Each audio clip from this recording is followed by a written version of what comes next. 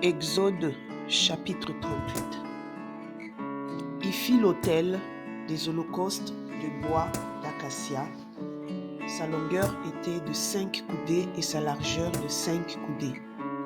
Il était carré et sa hauteur était de 3 coudées.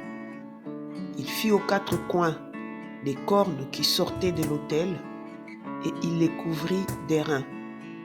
Il fit tous les ustensiles de l'autel, les cendriers, les pelles, les bassins, les fourchettes et les brasiers. Il fit d'airain tous ces ustensiles. Il fit pour l'autel une grille d'airain en forme de treillis qu'il plaça au-dessous du rebord de l'autel, à partir du bas jusqu'à la moitié de la hauteur de l'autel. Il fondit 4 anneaux qu'il mit aux 4 coins de la grille d'airain pour recevoir les barres. Il fit les barres de bois d'acacia, les couvrit d'airain.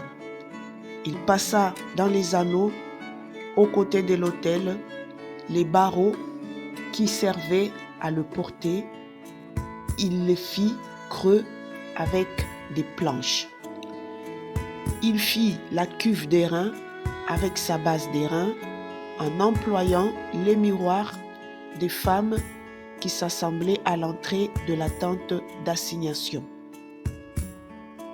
Il fit le parvis du côté du midi.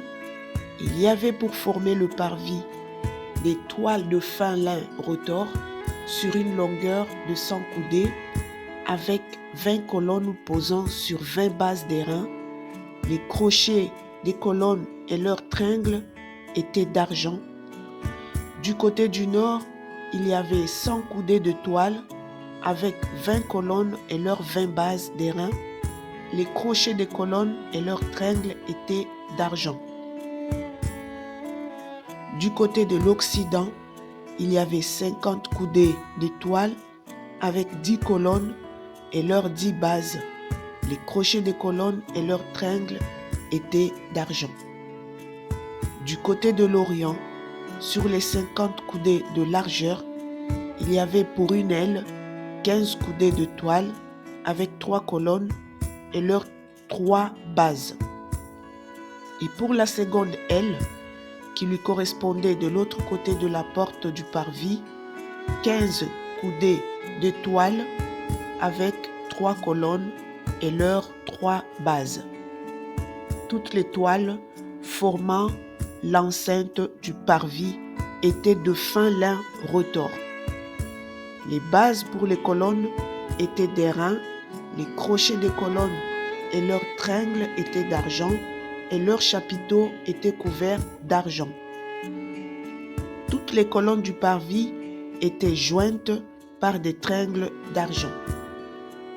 Le rideau de la porte du parvis était un ouvrage de broderie en fil bleu, pourpre et cramoisi et en fin lin retors. Il avait une longueur de 20 coudées et sa hauteur était de 5 coudées comme la largeur des toiles du parvis. Ces 4 colonnes et leurs 4 bases étaient d'airain. Les crochets et leurs tringles étaient d'argent et leurs chapiteaux étaient couverts d'argent. Tous les pieux de l'enceinte du tabernacle et du parvis étaient d'airain. Voici les comptes du tabernacle d'assignation révisés d'après l'ordre de Moïse par le soin des Lévites sous la direction d'Ithamar, fils du sacrificateur Aaron.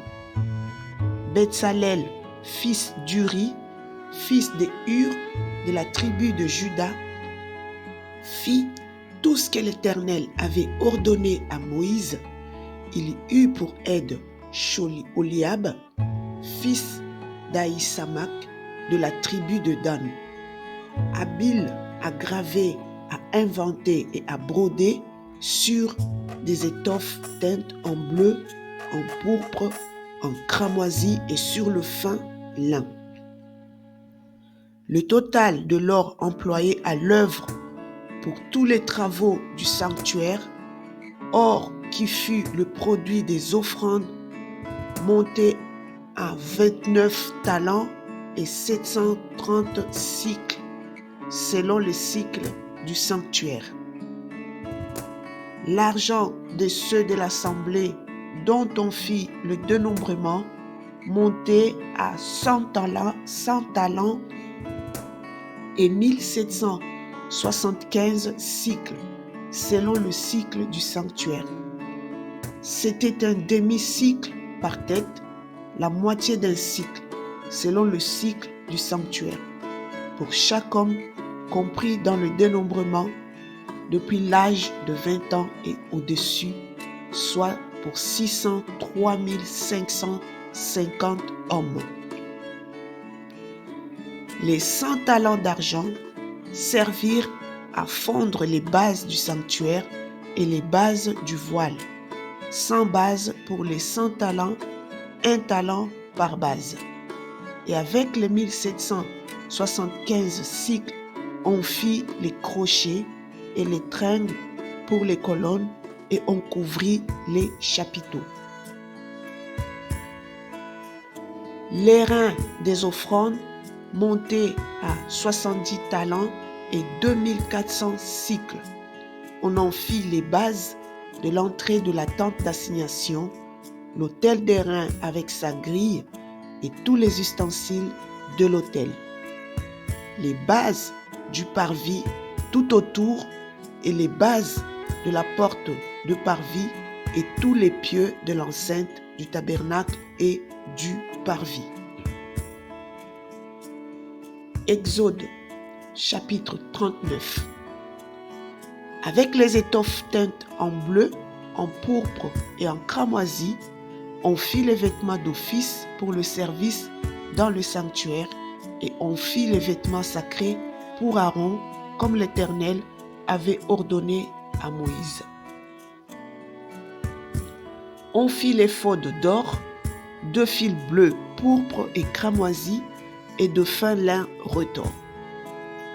On étendit des lames d'or et on les coupa en fils que l'on entrelaça dans les étoffes teintes en bleu, en pourpre et en cramoisi.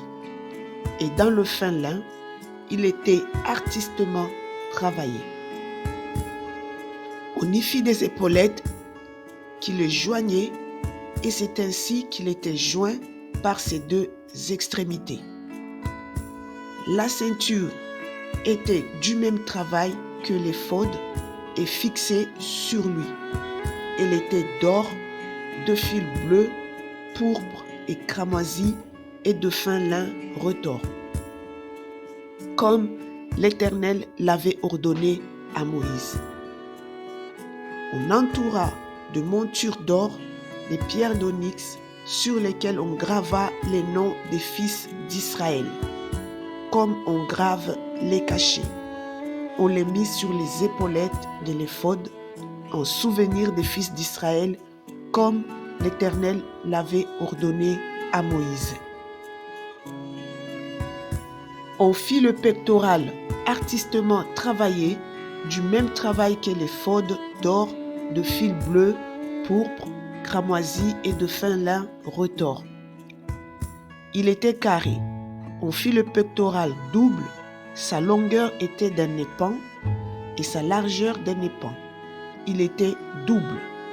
On le garnit de 4 rangées de pierres.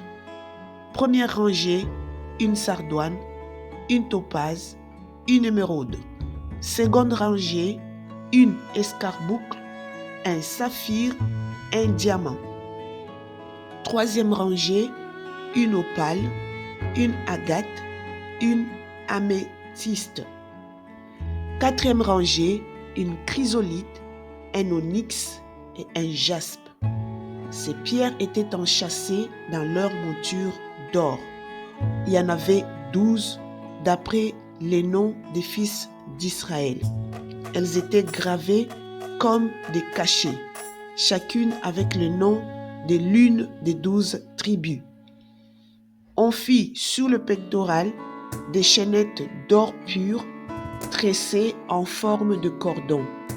On fit 2 montures d'or et 2 anneaux d'or, et on mit les 2 anneaux aux 2 extrémités du pectoral. On passa les 2 cordons d'or dans les 2 anneaux aux 2 extrémités du pectoral. On arrêta par devant le bout des 2 cordons aux 2 montures placées sur les épaulettes de l'éphod. On fit encore 2 anneaux d'or que l'on mit aux 2 extrémités du pectoral, sur le bord intérieur appliqué contre l'éphod. On fit 2 autres anneaux d'or que l'on mit au bas des 2 épaulettes de l'éphod, sur le devant, près de la jointure, au-dessus de la ceinture de l'éphod.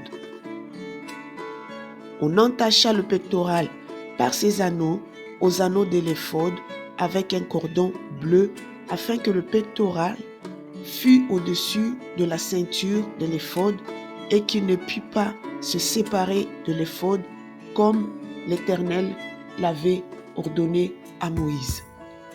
On fit la robe de l'éphod tissée entièrement d'étoffe bleue. Il y avait au milieu de la robe une ouverture comme l'ouverture d'une cotte de maille. Et cette ouverture était bordée tout autour afin que la robe ne se déchirât pas. On mit sur la bordure de la robe des grenades de couleur bleue, pourpre et cramoisie, et enfin fil retors. On fit des clochettes d'or pur et on mit des clochettes entre les grenades sur tout le tour de la bordure de la robe, entre les grenades. Une clochette et une grenade, une clochette et une grenade sur tout le tour de la bordure de la robe pour le service, comme l'Éternel l'avait ordonné à Moïse. On fit les tuniques de fin lin tissées pour Aaron et pour ses fils, la tiare de fin lin et les bonnets de fin lin servant de parure, les caleçons de lin de fin lin retors, la ceinture de fin lin retors brodée et de couleur bleue, pourpre et cramoisie, comme l'Éternel l'avait ordonné à Moïse. On fit d'or pur la lame, diadème sacré, et l'on y écrivit comme on grave un cachet, sainteté à l'Éternel. On l'attacha avec un cordon bleu à la tiare en haut, comme l'Éternel l'avait ordonné à Moïse. Ainsi furent achevés tous les ouvrages du tabernacle de la tente d'assignation. Les enfants d'Israël firent tout ce que l'Éternel avait ordonné à Moïse. Ils firent ainsi. On amena le tabernacle à Moïse, la tente et tout ce qui en dépendait, les agrafes, les planches, les barres, les colonnes et les bases, la couverture de peau des béliers teinte en rouge, la couverture de peau de dauphin et le voile de séparation, l'arche du témoignage et ses barres et le propitiatoire, la table, tous ses ustensiles et les pains de proposition, le chandelier d'or pur, ses lampes, les lampes préparées, tous ses ustensiles et l'huile pour le chandelier, l'autel d'or, l'huile d'onction et le parfum odoriférant et le rideau de l'entrée de la tente, l'autel d'airain, sa grille d'airain, ses barres et tous ses ustensiles, la cuve avec sa base, l'étoile du parvis, ses colonnes, ses bases et le rideau de la porte du parvis, ses cordages, ses pieux et tous les ustensiles pour le service du tabernacle, pour la tente d'assignation, les vêtements d'office pour le sanctuaire, les vêtements sacrés pour le sacrificateur Aaron et les vêtements de ses fils pour les fonctions du sacerdoce. Les enfants d'Israël firent tous ces ouvrages en se conformant à tous les ordres que l'Éternel avait donnés à Moïse. Moïse examina tout le travail et voici, il l'avait fait comme l'Éternel l'avait ordonné. Il l'avait fait ainsi et Moïse les bénit. Que le Seigneur vous bénisse.